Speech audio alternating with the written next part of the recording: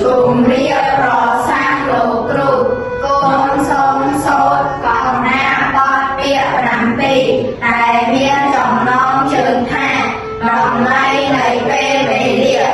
ពេលវេលាចេះតែរំកិលទៅមុខជានិច្ចមិននៅនឹងមួយកន្លែងទេតើកុមារីកុមារាត្រូវធ្វើអ្វីខ្លះដើម្បីកុំឲ្យពេលវេលាខាតបង់ដោយឥតប្រយោជន៍បទពាក្យ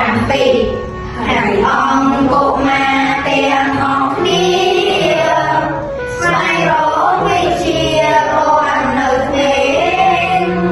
សង្វាតសូត្ររៀនកុំបែកគេគឺថាដល់លេងមិនប្រយោជន៍មិនភ័យបនគឿនពេញសាលាធ្វើឲ្យគ្រួសារឈឺផ្សាខ្លោចប្រពន្ធម៉ែឪក៏ហិនហោចគេជួអាសោចដល់ខ្លួនប្រាណគុំរាំដំខ្លួនហួរពេលស្ដាកាយឆ្នៃយ៉ាងណាក៏មិនបានមិនរៀបរកស្គាល់ទាំងប្រមាណហើយមានសន្តានគេនឹងទាមកលោកក្នុងលោកដីខិនខំណាស់ប្រើប្រាស់ស្វែងស្វាំក្រុមអង្គា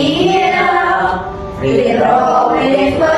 សំការងារឲ្យទាន់វេលាជាយុវវ័យកុំខ្ជះខ្ជាយពេលមិនសោកស្ដាយពេលជួបអន្តរាយទៅខិនភ័យតែវេលាមានតម្លៃលោកទុំវិស័យស្មើមាន